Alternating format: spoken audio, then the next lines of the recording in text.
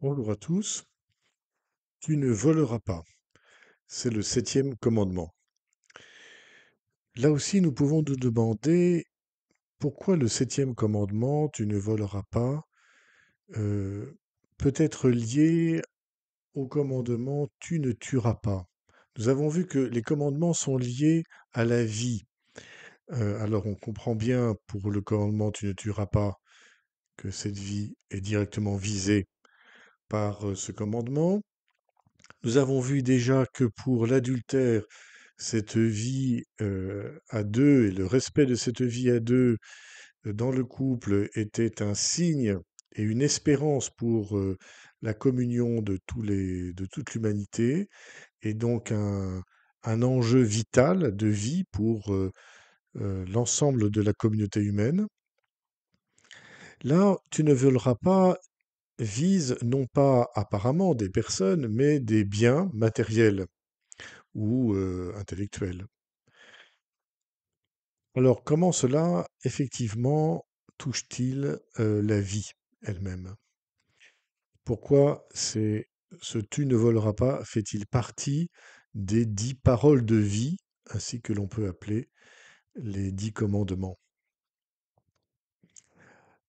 Toute personne qui a fait l'expérience d'être volée, notamment d'être volé chez soi ou dans sa voiture, a l'impression d'avoir été violé d'une certaine manière, non pas sexuellement, mais d'avoir été violé dans son intimité, dans ce qu'il a de plus profond et de plus personnel. Même si les objets volés n'ont pas une valeur immense, le fait de cette intrusion et que l'on prenne quelque chose qui nous appartient, en fait, touche la personne dans son entièreté. Comme si nous étions liés finalement profondément aux objets, aux biens qui sont les nôtres, de par la propriété privée. Qu'en est-il exactement? Quand Dieu nous a créés, il nous a confié l'ensemble de la création selon ce commandement. La terre, tu la travailleras et tu la garderas. Cette terre, ce cosmos, nous est confié pour qu'on le travaille, qu'on l'étudie. Hein. Il demande à l'homme de donner un nom à chaque chose, ça veut dire de connaître chaque chose.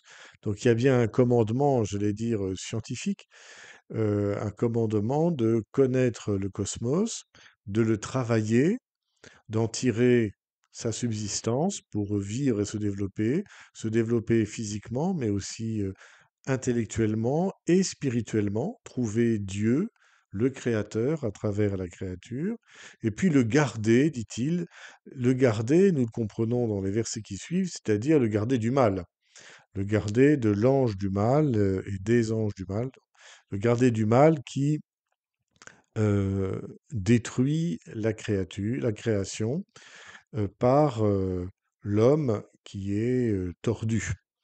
De sorte que cette garde de la création est en fait une garde de nous-mêmes, une garde de notre propre cœur, puisque pour que nous puissions agir en harmonie, en intelligence avec les lois du cosmos, les lois de la nature, pour en tirer le bien dont nous avons besoin et le transmettre aux générations suivantes. Ce bien est à destination universelle tout en respectant et en promouvant la responsabilité de chacun. Destination universelle, le monde et tous ses biens est pour tout le monde. Et si certains en possèdent une partie de par la propriété privée, c'est comme de bons gestionnaires pour gérer un bien qui nous est commun à tous. De sorte que l'Église promeut la propriété privée comme marque du respect de la responsabilité qui est donnée à celui qui est propriétaire. Mais cette responsabilité lui ordonne, lui commande de gérer ce bien pour son profit, pour sa famille, mais en vue de la destination universelle des biens, c'est-à-dire qu'il n'en a que la garde pour un temps et pour le bien de tous. De sorte que le vol porte atteinte à cette responsabilité existentielle que Dieu nous a donnée, que d'être gestionnaire de ces biens. Vous voyez, le lien que nous avons à nos biens, au cosmos, et touche la confiance et la responsabilité que Dieu nous a confiée. Ça touche notre être.